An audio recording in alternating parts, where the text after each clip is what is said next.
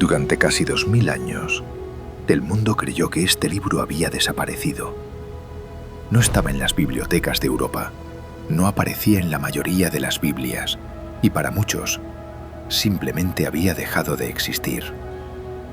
Pero la historia tenía preparado un giro inesperado. En 1947, una simple piedra cambió la historia. Lo que un joven pastor encontró dentro de una cueva obligó a los historiadores a replantearse siglos de conocimiento. Aquel manuscrito demostraba algo extraordinario. El libro de Enoc nunca había desaparecido, solo había esperado a que alguien volviera a encontrarlo. Pero aquí surge una pregunta. Si este libro era tan importante, ¿por qué casi nadie había oído hablar de él? ¿Por qué quedó fuera de la mayoría de las Biblias? ¿Y cómo es posible que un texto olvidado durante siglos influyera en algunas de las ideas más conocidas sobre los ángeles, los demonios y el juicio final? Para responder a esas preguntas, debemos viajar miles de años atrás, mucho antes del cristianismo, mucho antes de los evangelios, mucho antes de la Biblia que conocemos hoy. Existió un hombre del que solo se escribieron 4 versículos. Y sin embargo, esos 4 versículos dieron origen a uno de los libros más influyentes y más misteriosos de toda la antigüedad. Su nombre era Enoc.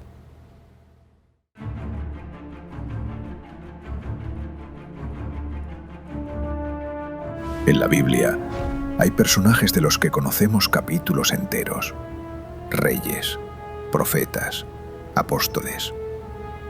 Y luego está Enoc.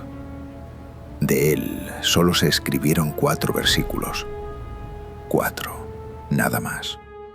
Y sin embargo, su nombre acabaría dando título a uno de los libros más influyentes y más debatidos de toda la antigüedad. ¿Quién era realmente Enoc? El Génesis nos dice que pertenecía a la 7ª generación desde Adán. Fue padre de Matusalén. Vivió 365 años y caminó con Dios. Pero hay una frase que ha intrigado a creyentes y estudiosos durante siglos. Y desapareció porque Dios se lo llevó. La Biblia no explica qué significa exactamente esa afirmación. No describe cómo ocurrió. No cuenta a dónde fue, ni por qué. Simplemente desaparece de la historia. Ese silencio es precisamente el origen del misterio, porque cuando un texto deja preguntas sin responder, la imaginación humana intenta completarlas. Y eso fue exactamente lo que ocurrió con Enoc. Siglos después, algunos autores comenzaron a desarrollar su historia. No pretendían escribir una biografía. Querían responder a las preguntas que el Génesis había dejado abiertas. ¿Con quién caminó realmente Enoc? ¿Qué vio? ¿Qué aprendió? ¿Y por qué Dios lo eligió a él? Las respuestas que propusieron fueron extraordinarias. Hablaron de viajes por los cielos, de ángeles, de visiones, del juicio divino y de acontecimientos que, según ellos, cambiaron para siempre la historia de la humanidad. Así nació lo que hoy conocemos como el libro de Enoc. Pero hay algo que casi todo el mundo desconoce. El libro de Enoc no fue escrito por Enoc. Ni siquiera fue escrito en una sola época. En realidad, es una biblioteca. Y para comprenderla, primero debemos descubrir cómo fue creada.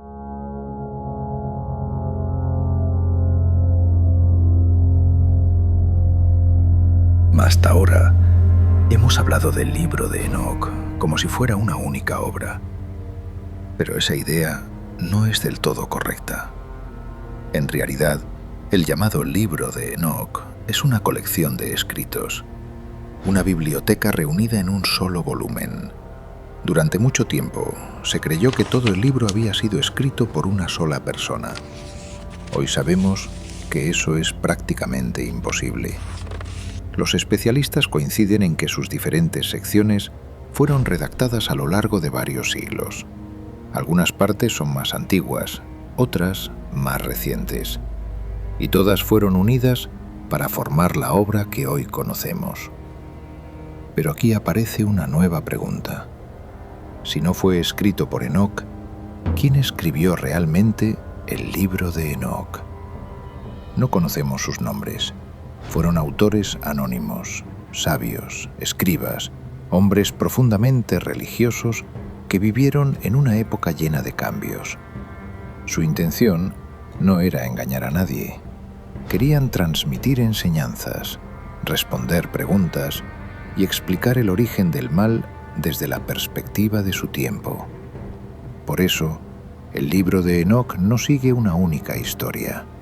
Está formado por 5 grandes obras, 5 libros con estilos diferentes, con objetivos distintos y escritos en momentos diferentes. El primero es el libro de los vigilantes.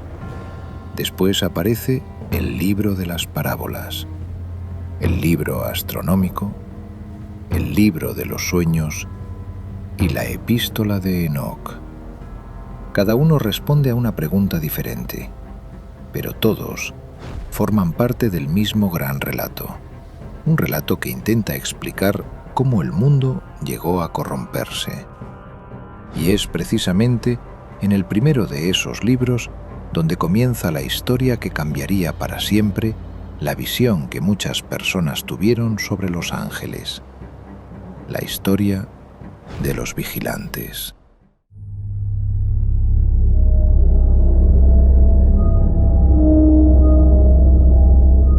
Todo comienza con un grupo de ángeles. No eran demonios. No habían sido expulsados del cielo. El libro de Enoc los llama los vigilantes. Su misión era observar, velar, guiar. Pero según este antiguo relato, algo cambió. Al contemplar a los seres humanos, algunos de aquellos ángeles desearon aquello que nunca debían haber deseado. Decidieron abandonar el cielo, no por obligación, no por castigo.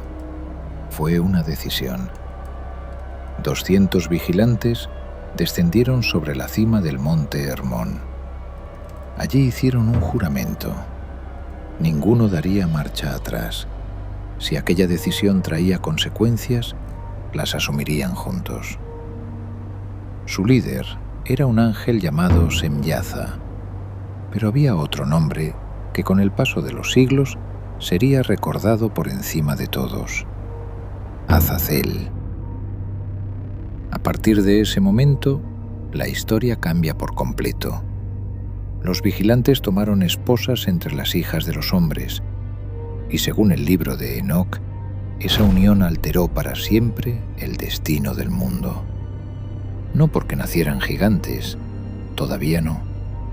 El verdadero problema fue otro. Los vigilantes comenzaron a enseñar conocimientos, secretos, artes, sabiduría que, según el relato, la humanidad aún no estaba preparada para recibir. Y con ese conocimiento comenzó la corrupción del mundo. Pero, ¿qué enseñó realmente Azazel? Porque esa respuesta cambiará para siempre la forma de entender el libro de Enoc.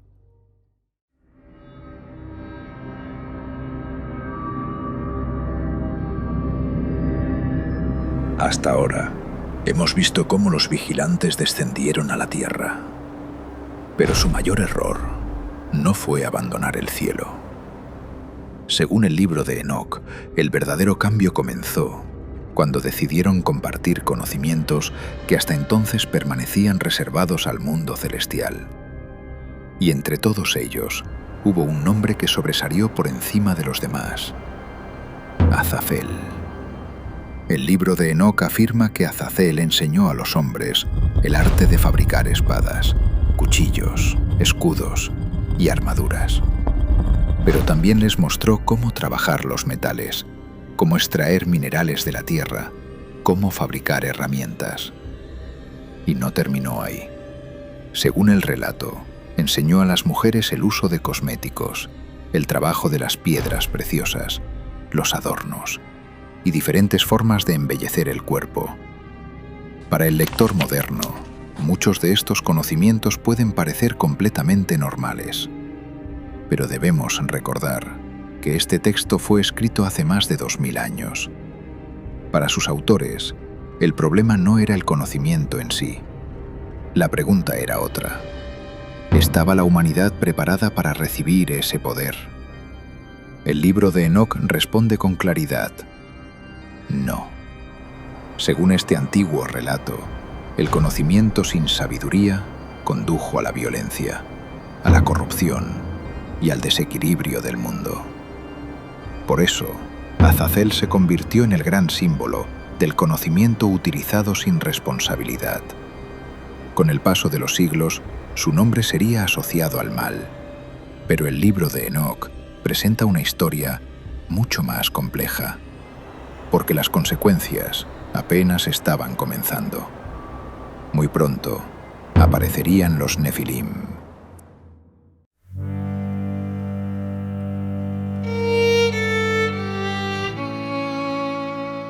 Las enseñanzas de los vigilantes no fueron la única consecuencia de su descenso.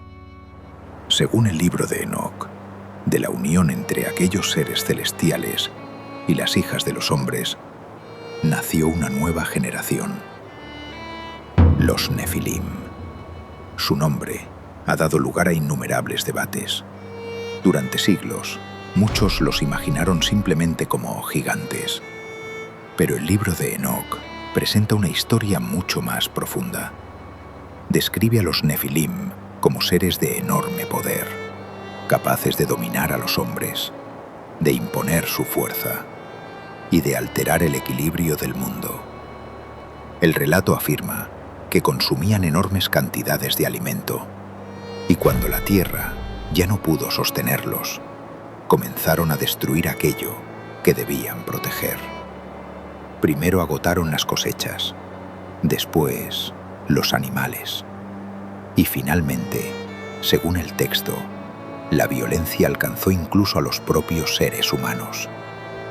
El mundo había cambiado por completo. La corrupción ya no era una posibilidad, era la nueva realidad. Pero el libro de Enoc no culpa únicamente a los Nefilim. Su verdadero mensaje es mucho más profundo. Cuando el poder se une al conocimiento sin sabiduría, las consecuencias alcanzan a toda la humanidad. Según el relato, la tierra comenzó a clamar. La violencia, la injusticia y el sufrimiento llenaban el mundo. Entonces, el cielo respondió. Los grandes arcángeles observaron lo que estaba ocurriendo y tomaron una decisión que conduciría al juicio de los vigilantes y finalmente al diluvio.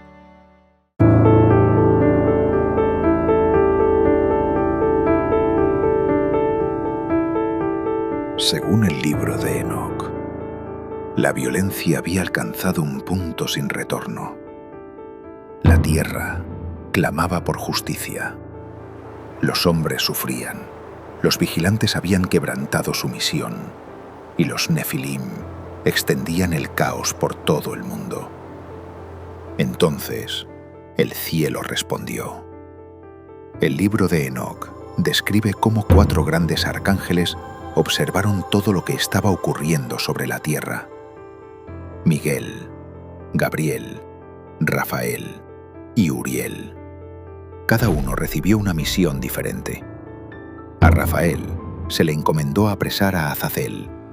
Según el relato, debía encadenarlo, arrojarlo al desierto y mantenerlo allí hasta el día del juicio. A Gabriel se le ordenó enfrentarse a los Nefilim, no mediante un ejército humano, sino provocando que la violencia terminara destruyéndolos desde dentro. Miguel recibió una misión todavía más solemne. Debía apresar a Semdiaza y a los demás vigilantes, conducirlos al lugar de su castigo y permanecerían allí hasta el juicio final. Mientras tanto, Uriel recibió una misión diferente: advertir a Noé, porque el mundo estaba a punto de cambiar para siempre.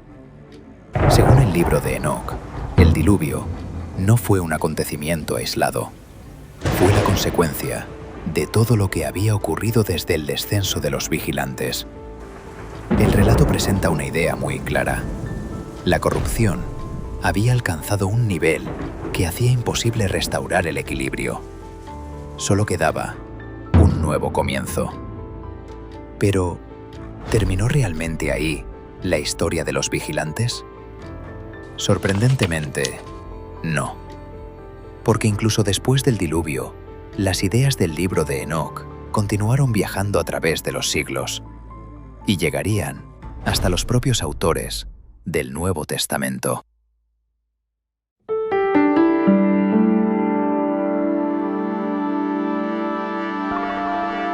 Podría parecer que la historia del libro de Enoc terminó con el diluvio, pero ocurrió exactamente lo contrario. Aunque pasaron los siglos, sus ideas nunca desaparecieron. Cuando nació el cristianismo, el libro de Enoc seguía siendo conocido por muchas comunidades judías. Su forma de entender a los ángeles, a los demonios, al juicio final y al Mesías ya formaba parte del pensamiento religioso de aquella época. Por eso, cuando leemos el Nuevo Testamento, encontramos sorprendentes paralelismos. Uno de los ejemplos más conocidos aparece en la carta de Judas. Allí, el autor cita directamente una profecía atribuida a Enoc. Es una de las pocas ocasiones en las que un texto no incluido en la mayoría de las Biblias es citado de forma tan explícita. Pero esa no es la única conexión. Muchos estudiosos consideran que el universo simbólico del libro de Enoc también ayuda a comprender mejor algunos pasajes de la segunda carta de Pedro, de los Evangelios e incluso del Apocalipsis. Esto no significa que todos esos libros dependan del libro de Enoc. Significa algo diferente. Sus autores compartían un mismo contexto cultural y religioso. Respiraban las mismas preguntas, las mismas expectativas y muchas de las mismas imágenes. Por eso, para comprender plenamente algunos textos del Nuevo Testamento, conocer el libro de Enoc resulta extraordinariamente útil. Pero entonces surge una pregunta inevitable. Si influyó de una forma tan profunda, ¿por qué hoy no forma parte de la mayoría de las Biblias? La respuesta es mucho más compleja de lo que suele imaginarse y nos obliga a hablar del canon.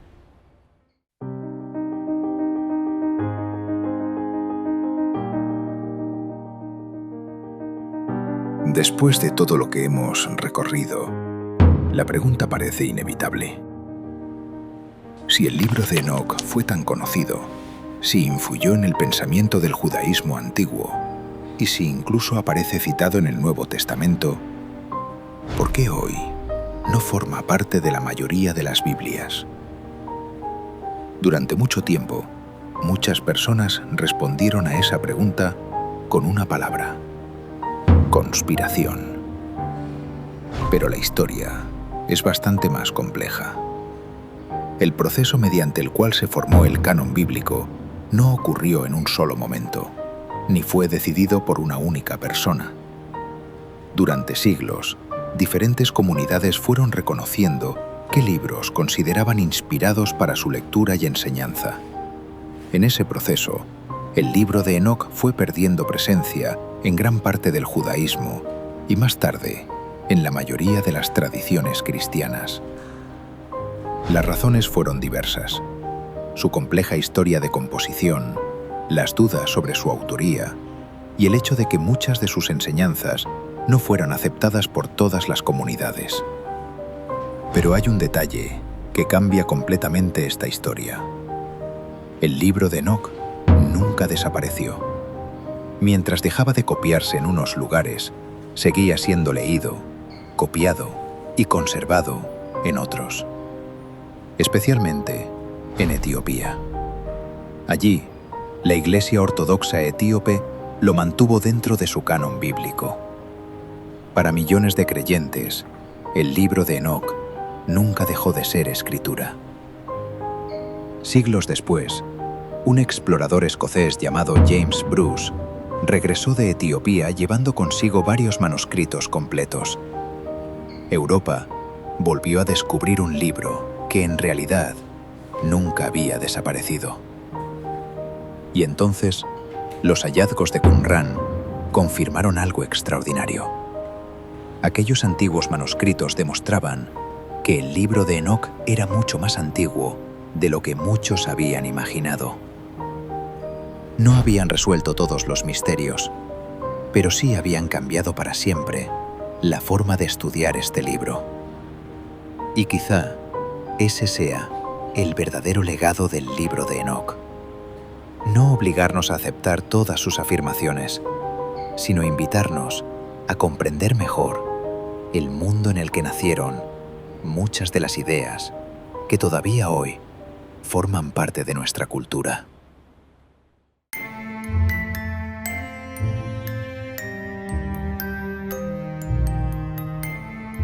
Durante más de 2000 años, el libro de Enoc ha despertado preguntas. Algunas personas lo consideran una obra imprescindible para comprender el pensamiento del judaísmo antiguo. Otras lo leen como un relato simbólico y otras simplemente sienten curiosidad por descubrir un libro del que casi nadie habla. Lo cierto es que, más allá de las interpretaciones, su influencia en la historia es innegable. Inspiró generaciones de creyentes, alimentó debates entre sabios y dejó una huella que todavía puede encontrarse entre las páginas del propio Nuevo Testamento. Quizá la pregunta más importante nunca fue si debemos aceptar literalmente todo lo que cuenta.